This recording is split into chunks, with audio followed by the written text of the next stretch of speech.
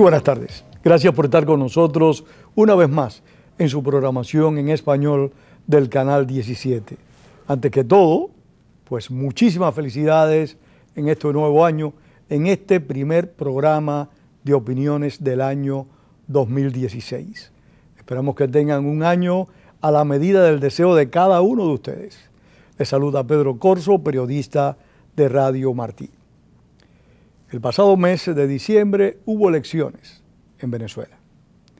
Elecciones que realmente fueron muy interesantes porque se puede decir que fue el primer reto serio en términos electorales que se le hace a un régimen surgido de lo que algunos denominan, algo que muchos no entendemos, socialismo del siglo XXI. Para abordar esas elecciones, sus consecuencias y qué puede derivar el futuro inmediato para Venezuela, hemos invitado a un amigo de esta casa, a un amigo personal, pero lo más importante, un venezolano que conoce profundamente la política de su país.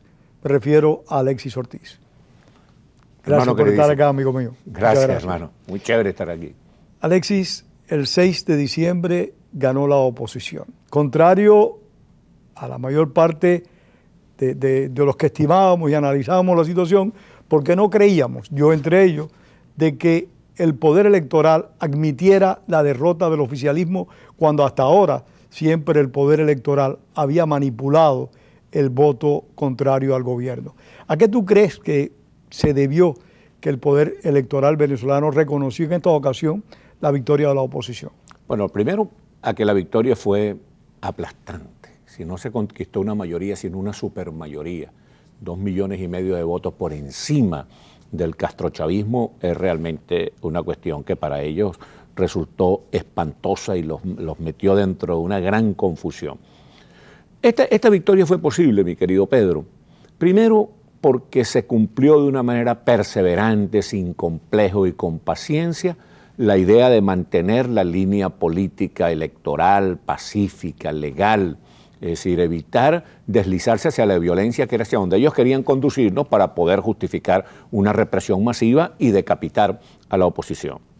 Entonces, se ganó porque se mantuvo una línea coherente y perseverante. Se ganó porque se entendió que la unidad de la oposición era la clave, que no había ningún mesías allí que iba a salvar al país, sino que había que unirse todos los grupos en un solo esfuerzo solidario, tenaz, independientemente de que hay y tiene que haber diferencias. Pero algunos dicen, Alexis, de que el verdadero árbitro de estos comicios fueron las Fuerzas Armadas, que fueron las que determinaron. Acuérdate que tú eres hombre de televisión y de radio, el tiempo pero déjame decirte, pero para que las cosas se entiendan, y afortunadamente este es un tipo de programa en el cual uno puede explicar las cosas, porque no es esa locura anárquica y caótica de los programas de televisión a los cuales los invitan a uno, que le crean a uno un gran estrés, una gran angustia. Entonces, fíjate tú, primero, la perseverancia en una línea electoral pacífica. Segundo, la unidad de la oposición. Tercero, la capacidad de comunicarse con el pueblo a pesar de que la hegemonía comunicacional del castrochavismo hacía muy difícil, porque ellos controlaban todos los medios de comunicación social. Una vez un líder de los medios de comunicación social, Marcel Granier, de Radio Caracas Televisión, decía que la diferencia entre el gobierno y la oposición en televisión era de 1.000 minutos a 1, no 100 a 1, sino 1.000 minutos a 1, algo aplastante. Entonces, la comunicación con el pueblo que hizo que el pueblo se sensibilizara y votara masivamente por la oposición democrática. Y, en cuarto y muy importante lugar, eso que tú estás diciendo. Las Fuerzas Armadas terminaron comprendiendo que no podían seguir sosteniendo de una manera incondicional a un gobierno que le había entregado la soberanía del país al Partido Comunista Cubano, a un presidente que se había convertido en un mayordomo, en un muchacho demandado de Raúl Castro, Nicolás Maduro, que se había convertido en un muchacho demandado de Raúl Castro. Y que de hecho fue un hombre prácticamente impuesto en la presidencia porque violaron todas las normas constitucionales. Exactamente. Pero además las Fuerzas Armadas entendieron que no podían apoyar a un gobierno que se había entregado al narcotráfico, a un narcogobierno, a un gobierno que se había entregado al fundamentalismo musulmán, a un gobierno que se había entregado a la corrupción de todo tipo, a un gobierno que había conducido al país al desastre económico, político y moral más grande de su historia, a pesar de que había administrado más dinero que todos los gobiernos de la historia de Venezuela juntos. Entonces los militares entendieron eso. Y pasó algo que a mí me gusta mucho destacar cuando me invitan a un programa de radio o televisión, y es que más o menos el 60% de la población votó por los candidatos de la oposición democrática, pero más o menos el 60% de los militares que votaron por los candidatos de la oposición democrática. Esa es la base y el fundamento por el cual el ejército se convierte en un árbitro que logra que la balanza y la decisión popular sea respetada. Son dos grandes árbitros. El pueblo... No, el pueblo no es árbitro en este caso. El pueblo decidió, en mi opinión. No, pero también es árbitro porque fíjate tú, el 6 de diciembre el gobierno reconoce el triunfo, entre otras cosas, porque las Fuerzas Armadas le dicen que hay que reconocer el triunfo, porque, que es muy peligroso no reconocer el triunfo, porque ellos saben que entre los tenientes, los capitanes, los mayores y los tenientes coloniales hay mucho descontento y no reconocer el triunfo de la oposición podría traer una rebelión, podría ser muy peligroso para ellos.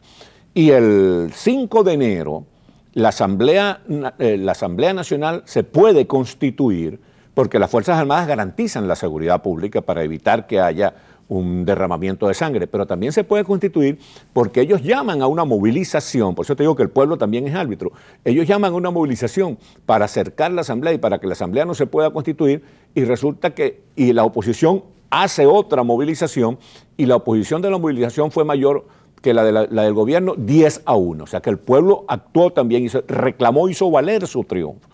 Bueno, esta es la situación, una situación que debemos verla con mucho cuidado, y ahí me gusta aplicar dos imágenes beisboleras. La primera imagen beisbolera tiene que ver con el manager de los Yankees de Nueva York, Billy Martin, que decía que no hay que cambiarle la cara al equipo ganador. Es decir, que si estás ganando con una alineación, tienes que repetirla, que si estás ganando con una manera de hacer las cosas, tienes que repetirla. Y la manera de hacer las cosas con las cuales venimos ganando hasta ahora es la paz, la legalidad, la paciencia, la prudencia, la perseverancia electoral. Y otra imagen beisbolera que me gusta utilizar es de otro manager de los Yankees de Nueva York, Yogi Berra, que decía, el juego no se acaba hasta que se termina. Tenemos que saber que vamos ganando, pero que no hemos ganado todavía, que todavía falta juego, que estamos más o menos en el sexto o séptimo inning, que tenemos que tener mucha paciencia y mucha prudencia porque los chavistas son como una fiera herida. De eso te quería preguntar, ¿hasta qué punto la base chavista, por los muchos fracasos del gobierno, la corrupción galopante que existe, el descontrol, la falta de seguridad pública, hasta qué punto la base chavista decepcionada y frustrada votó a favor de la oposición, y en qué medida, fíjate que son dos preguntas, en qué medida la conciencia del gobierno de su fracaso electoral por el voto popular, porque lo han admitido públicamente, que perdieron, eso va a obligar al gobierno a tratar de tener una mejor actuación. Bueno, fíjate tú. Lo primero que hay que destacar a partir de esta pregunta que tú estás haciendo, mi querido Pedro, es que ellos se fueron por una ruta suicida. Como yo iba a decir el asesor, pero el asesor no, el dueño de ellos, el patrón, el amo de ellos es Raúl Castro. Raúl Castro le recomendó tirarse por la línea de la confrontación. ¿Sí? Atropellar, reprimir, desconocer. Es decir, esa línea confrontacional, que es lo que menos le conviene a ellos ahora. Y es lo que menos le conviene por dos razones. Primero, porque están en minoría. Ahora no hay ninguna duda de que están en minoría. Y todo el mundo, los militares, el pueblo chavista y el pueblo no chavista ya saben que están en minoría. De tal manera que ellos, para utilizar un lenguaje marxista, ahí se produjo un cambio de calidad. Ahí se produjo una situación sustantivamente diferente. Ahora la mayoría somos nosotros y ellos son la minoría. Y la otra cuestión es que la situación del país es espantosamente mala. El deterioro del Producto Interior Bruto, la inflación la más alta del mundo, la corrupción desenfrenada, la inseguridad espantosa. La situación del país es realmente terrible. Un economista que tú conoces, que es muy importante, quizás el economista venezolano de mayor proyección mundial, que es el doctor Ricardo Hausmann, el jefe de economista ahorita en la Universidad de Harvard, decía que este va a ser el peor año de la historia de Venezuela en materia económica, 2016. Con esta situación económica tan terrible, con esta situación económica tan laberíntica, estando en minoría, no podían permitirse que se enfrentaran dos poderes en el país. El país no puede funcionar si están enfrentados al Poder Ejecutivo y al Poder Legislativo. La oposición, que no quiere sabotear la solución de los problemas de la gente, estaba dispuesta a algún tipo de entendimiento para ayudar a la recuperación del país. Pero ellos jugaron a la confrontación, o sea que eso es una política suicida, porque el gobierno lo tienen ellos, los que tienen que resolver los problemas de la gente es ellos. Pero Alexis, permíteme, te insisto en la pregunta. Perdón, ¿hasta qué punto los fracasos del gobierno, el mal gobierno, no los fracasos, el mal gobierno hizo posible que la oposición ganara? O sea, si es realmente que la oposición hizo un trabajo no solo de desacreditar al gobierno por sus errores, sino de concientización del pueblo de que con el populismo no se resuelve nada. Yo recuerdo, y volviendo a hechos medulares de la historia, que se dijo siempre que Wellington le ganó a Napoleón en Waterloo porque ese día Napoleón estaba en muy malas condiciones físicas y porque no contó con el apoyo militar que esperaba. Yo te pregunto, ¿ganó la oposición venezolana o simple y llanamente el gobierno perdió por haber hecho un pésimo gobierno? Ambas cosas, desde luego, ambas cosas. Mira, el desastre del país, el hecho de que no haya ni harina pan, ni pañales para los bebés, ni papel higiénico, todo ese desorden, además ese descaro en la corrupción. Un muchacho de 30 años de los boliburgueses que tiene 750 millones de dólares en una cuenta, los sobrinos de la primera dama detenidos por narcotraficantes en Haití, traídos para Estados Unidos. Todo ese desorden, todo ese descaro, todo ese desparpajo contribuyó al triunfo de la oposición. Claro, si ellos estuvieran haciendo un buen gobierno, hubiera sido muy difícil, quizá imposible, el triunfo de la oposición. Lo que pasa es que ellos están empeñados en un modelo que no funciona, que es el modelo comunista que cubano, ha fracasado históricamente y nunca va a tener realmente éxitos. Entonces cuando ellos sufren esta derrota, en lugar de ser serios y sensatos y hacerse una autocrítica y decir, mira, vamos a ver qué es lo que está pasando aquí, entonces lo que ofrecen es más comunismo, más... bueno, el gabinete que acaba de nombrar Maduro es más extremista que ningún otro gabinete. Exactamente. Ha puesto a Aristóbulo Istúriz de vicepresidente. En fin, tú ves que realmente lo que pretenden es cerrar más el gobierno y buscar una confrontación con la oposición que está en la Asamblea. Lo que me obliga a preguntarte, ¿no favorece esa confrontación el hecho de que la Asamblea haya aceptado que 3 miembros que fueron rechazados por el Consejo Supremo de Justicia, al aceptarlo en su seno, no crea eso una crispación innecesaria o tú crees que era necesario hacerlo? Era necesario, fíjate tú, las cosas se hacen según su tiempo. La política, yo estaba explicando en un programa de televisión uno de estos días, el miércoles pasado, que la política tiene sus tiempos. La política tiene sus tiempos. Por ejemplo, fíjense ustedes, el 6 de diciembre, cuando nosotros ganamos las elecciones, el Consejo Nacional Electoral estaba esa noche dispuesta a reconocer solo 99 diputados. ¿Tú te acuerdas, verdad? Ellos no reconocieron los 112 diputados, reconocieron los 99. Nosotros sabíamos que teníamos 112.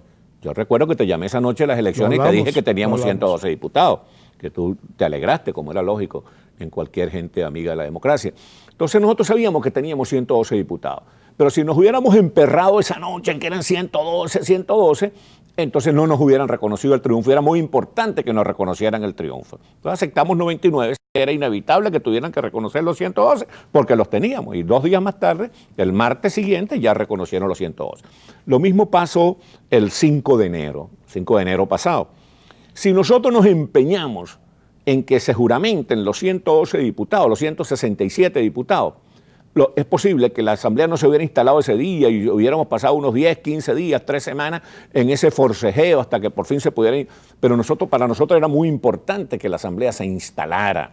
Entonces por eso aceptamos que se juramentaran solo 163 de los 167 diputados. Porque sabíamos que los 167 diputados existen, que los 4 diputados que ellos están anulando, eso es un abuso, es absolutamente ilegal desde todo punto de vista. Entonces era una cuestión nada más que de tener paciencia. Pero además sabíamos que los 2/3 de 163 son 109, o sea que seguíamos teniendo los 2 tercios. Es que son tan mentecatos, tan brutos, que ni siquiera se dieron cuenta que cuando anularon a 4 diputados, seguíamos teniendo los 2 tercios. Ahora, Alexis, eso entonces, que tú dices... Pero déjame terminar. Entonces, la idea es que si nosotros no hubiéramos aceptado que se juramentaran solo 163, no se hubiera instalado la Asamblea y no se hubiera podido producir lo que se produjo el día siguiente, que es que juramentamos a los 4 que habían sido anulados, que habían suspendido ilegalmente. Pero eso no violenta una decisión de uno de los poderes que sabemos que está controlado por el Ejecutivo. Estoy, si tú quieres, haciendo el papel de abogado del diablo. No, pero no es solo que está controlado por el Ejecutivo, sino que es completamente ilegal. Ellos escogieron 7 magistrados de una manera completamente ilegal y nadie está obligado a reconocer lo ilegal. Es decir, aquí va a haber un conflicto de poderes muy abierto y muy descarnado. Que tiene que haber un conflicto de poderes, pero como dijo Henry Ramos en su discurso, el que elige disciplina, ¿verdad? La Corte Suprema, el Tribunal Supremo de Justicia es electo por el Congreso y es electo por el Congreso de acuerdo a un procedimiento. Y como no se cumplió el procedimiento, se violaron todos los extremos legales, entonces ya la Asamblea Nacional va a hacer una revisión de esa decisión de la Corte Suprema, del Tribunal Supremo de Justicia, y va a echar para atrás esa decisión porque es una decisión absolutamente ilegal, absolutamente inconstitucional. ¿Hasta qué punto la amenaza de esta semana de Diosdado Cabello de que la Asamblea se puede quedar sin recursos por la incompatibilidad que se va a producir entre 4 poderes del Estado, que los tres restantes están bajo el control del Ejecutivo, y la Asamblea, que es independiente? Bueno, fíjate tú, primero, esos poderes del Estado son independientes, están bajo control del Ejecutivo en este modelo absurdo. Sí, pero son independientes, legal. Pero están controlados en este momento, la realidad actual. Pero son designados por el Congreso, sí. Son designados por la Asamblea Nacional. Es decir, que si se declaran en rebelión civil, entonces pueden ser sustituidos todos, el Contralor, por las 2 tercios que lo tiene la oposición, puede ser sustituido el Contralor, el Consejo Nacional Electoral, el Fiscal General de la República, el Defensor del Pueblo. Por eso te digo que es una cuestión de confrontación de poderes que al que menos le interesa es el presidente de la República, en este caso, por 2 razones. Una, porque la situación del país es espantosa, y lo que le interesa a él es algún tipo de entendimiento entre el Poder Ejecutivo y el Poder Legislativo para impulsar algunas medidas que saneen la economía nacional. Y la otra razón es porque la Asamblea Nacional tiene en sus manos, legalmente, la posibilidad, dentro de unos meses, de convocar un referéndum revocatorio y salir El chavismo y el madurismo han violado durante 16 años la legalidad venezolana. La propia Constitución, que desde mi perspectiva hicieron a la imagen y semejanza de un Estado despótico, aunque le dan ciertas condicionantes democráticas, ellos la han estado violentando constantemente. ¿No intentarán violentarla de nuevo? ¿Esto no producirá la confrontación que la oposición democrática venezolana ha estado tratando de evitar? No, claro que van a intentarlo. Nosotros no nos chupamos el dedo, no somos ingenuos. Pero la confrontación es lo que me preocupa. La confrontación la van a intentar, pero lo que te quiero decir, mi querido Pedro, es que las cosas cambiaron. Antes, ellos estaban sostenidos, sí, por la capacidad de represión, por la capacidad de soborno social, tenían mucho dinero, ¿verdad? Y por todas esas cosas, pero sobre todo estaban sostenidos por la idea de que eran mayoría. Para el pueblo y para el mundo, ellos tenían la mayoría, tenían la legitimidad que nosotros sabíamos que no era cierta, pero el mundo creía que ellos eran legítimamente gobernantes. Ahora, ¿qué es lo que ocurre? No tienen la legitimidad. Ya todo el mundo sabe que la mayoría, en una mayoría cualquiera, una supermayoría la tiene la oposición. En segundo lugar, ya no tienen la capacidad de soborno social, de compra de conciencia, de compra de voto, porque el país está en ruina, ellos arruinaron al país. Y en tercer lugar, ya los militares, las Fuerzas Armadas, saben que ellos están en minoría, saben que ellos están intentando llevar al país a una guerra civil, y nosotros sabemos que los cuadros medios de las Fuerzas Armadas no están dispuestos a permitir que el país vaya a una guerra civil. O sea, no hay confianza en los cuadros superiores de las Fuerzas Armadas. No, porque eso está controlado en general por el narcotráfico. Claro, hay un grupo de generales y coroneles muy respetables, pero el alto mando militar está controlado por el narcotráfico y el narcotraficante mayor es Diosdado Cabello, por eso lo llaman el narcogorila, porque tiene una conducta gorilista, pero además es el capo di tutti capi del narcotráfico ahí en las Fuerzas Armadas venezolanas. Esa es realmente la situación muy compleja. Muy compleja. Muy compleja, y yo creo que Venezuela estuvo en la vanguardia de las libertades americanas. y yo creo que está en la vanguardia también en cómo salir de un régimen despótico sustentado en instituciones. Yo creo que es una vanguardia que va a marcar pauta, que nos va a enseñar a todos nosotros cómo conducirnos. Fíjate, Pedro, ahí vuelvo a las dos imágenes beisboleras. Hay que mantener la línea pacífica y electoral perseverante sin rendirnos y sin caer en la trampa de la violencia. La imagen de no cambiarle la cara al equipo ganador, la imagen de Billy Martin. Y la imagen de Yogi Berra, la otra imagen beisbolera. El juego no se acaba hasta que se termina. Todavía nos queda un tiempo de sufrimiento, de amargura, de lucha, de sacrificio, porque esta gente prefiere destruir al país antes que llegar a un entendimiento para recuperarlo. Esa es la desgracia de Venezuela, de Ecuador, de Bolivia, de Nicaragua, con este tipo de gobernantes neocomunistas. ¿Tú crees que el régimen de Nicolás Maduro ha perdido esas fuerzas paramilitares, esas fuerzas de choque que generaron? Esas fuerzas no irán a crear más problemas, dificultades, no tratarán de generar el caos con una violencia extrema. En los dos momentos en que lo intentaron, no pudieron hacerlo. ¿No lo harán de nuevo ahora? Pero el 6 de diciembre las Fuerzas Armadas se lo impidieron y el 5 de enero las Fuerzas Armadas se lo impidieron. Ellos intentarán y seguramente habrá algunos crímenes políticos y estamos muy preocupados porque no vayan a asesinar a algún dirigente de la oposición, algo así, pero ellos tienen dos problemas. Uno, que las Fuerzas Armadas ya no los toleran. Dos, que ellos fueron aplastados. En los sitios donde se supone que ellos eran los mandamases, en los barrios de Caracas, perdieron las elecciones, pero de una manera aplastante, sobre todo en el 23 de enero, donde ellos se refugian, el candidato, el diputado que salió electo es un diputado de la oposición. O sea que, claro, no, desde luego va a haber violencia. ¿Cómo te digo? Esto es una gente mala, chicos. Estos son unos muérganos. Tú viviste en Venezuela y sabes lo que significa la palabra muérgano. Estos son unos perversos, ¿no? A nosotros no se nos olvida que Diosdado Cabello le pagó a unos malandros para que fueran a la Cámara, a la propia Asamblea Nacional, a caerle a golpe y a desfigurarle el rostro a María Corina Machado y a Julio Borges. María Corina Machado tuvo que hacerse una cirugía plástica. Eso fueron unos malandros pagados por Diosdado Cabello. A nosotros no se nos olvida que Hugo Chávez ordenó que fuera violada en el calabozo la jueza Fiuni, una mujer indefensa. Nosotros sabemos que estamos frente a unos malandros de la peor especie, pero bueno, ese es el sacrificio. Si están preparados para eso y están conscientes y dispuestos a reclamar el derecho del pueblo como lo emitió, que estaba a favor de la oposición, mira, los problemas yo creo que van a ser muchos. Sí, los problemas van a ser muchos. Yo creo que van a ser muchos. Pero se van a superar. Los problemas van a ser muchos. No tengo duda que lo superen, pero eso no quiere decir que no haya problemas. Mira, tenemos las ventajas que te dije, tenemos otra ventaja que no mencioné aquí. Entre todas las desventajas que tenemos otra ventaja importante, que es la opinión mundial está con la democracia venezolana. Tú sabes qué raro la solidaridad que ha logrado Venezuela. Sí. Y lo comento contigo y con nuestros televidentes porque somos amigos y porque yo estoy identificado plenamente con los demócratas venezolanos.